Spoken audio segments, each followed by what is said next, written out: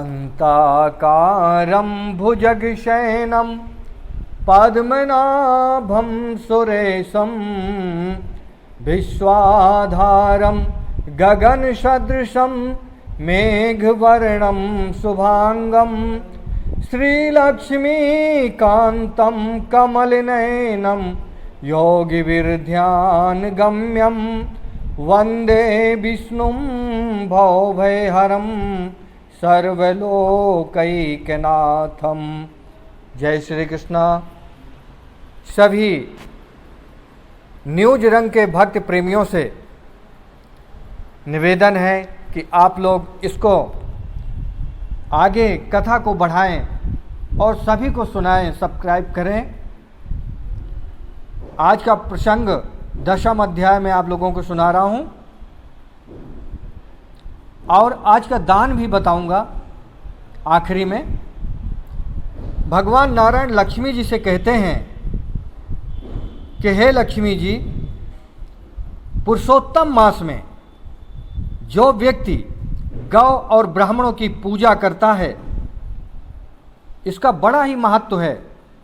गाय के शरीर में 14 भुवन निवास करते हैं। गाय का दर्शन, स्पर्श और पूजन मनुष्यों को समस्त पापों को नष्ट कर देते हैं। दुख दारिद्र्य नष्ट हो जाता है और घर में लक्ष्मी का आगमन होता है। गाय के गोबर में यमुना जी का वास होता है और गाय के मूत्र में नर्मदा जी का वास होता है और गाय के दूध में गंगा जी का वास होता है। इसलिए गाय का पूजन अवश्य ही करना चाहिए। परंतु पुरुषोत्तम मास में गौ पूजा विशेष पुण्यदायी होती है। इसी प्रकार ब्राह्मण की पूजा करना चाहिए। मनुष्य के शरीर के लिए गाय का आधार माता के समान माना गया है। गाय का दूध, दही, घी द्वारा यज्ञ यज्ञादि कर्म परिपूर्ण होते हैं। सारे संसार में गौ अति पवित्र मानी गई है।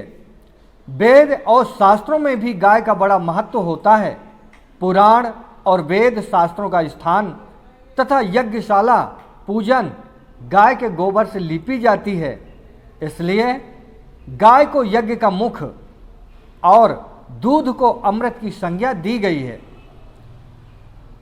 जिसके मन में स्वर्ग प्राप्ति की इच्छा हो, उसे गौ सेवा अवश्य करनी चाहिए। सातों दीप और पृथ्वी की प्रदक्षिणा करने से जिस पुण्य की प्राप्ति होती है, वो पुरुषोत्तम मास में गौ की सेवा करने से ही हो जाती है। अतः समस्त जन कल्याण और यज्ञ साधन की पूर्ति के लिए इसकी उत्पत्ति हुई है। जैसे कि भागीरथी गंगा अति पवित्र व कल्याणकारी है, इसी प्रकार गाय भी बहुत पवित्र है और जन कल्याणदायी है। हे लक्ष्मी, गाय के महत्व का वर्णन 4 मुख वाले ब्रह्मा जी भी करने में असमर्थ हैं। गौ का दान महात्म समस्त दानों में श्रेष्ठ होता है।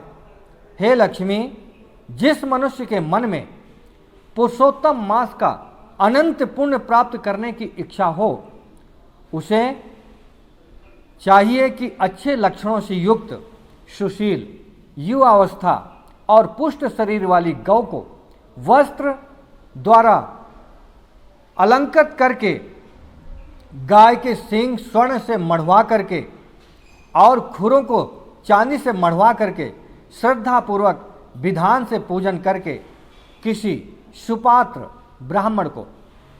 अब सुपात्र ब्राह्मण कैसे मिलेंगे? जो ब्राह्मण त्रिकाल संध्या करते हों, वेद अध्ययन वेद पाठ करते हों और यज्ञ यज्ञादि पूजन हवन करने वाले हों, शांत स्वभाव वाले हों, लालची न हों और अपने कुटुंब का परिवार का पालन करने में समर्थ हों। इस प्रकार उन्हीं ब्राह्मणों को गौ का दान देना चाहिए। आज मैं आप लोगों को बताऊंगा कि 10वां दिन है, आज कस्तूरी का दान करना चाहिए। जय श्री कृष्णा। ओम नमो भगवते वासुदेवाय। ओम नमो भगवते वासुदेवाय।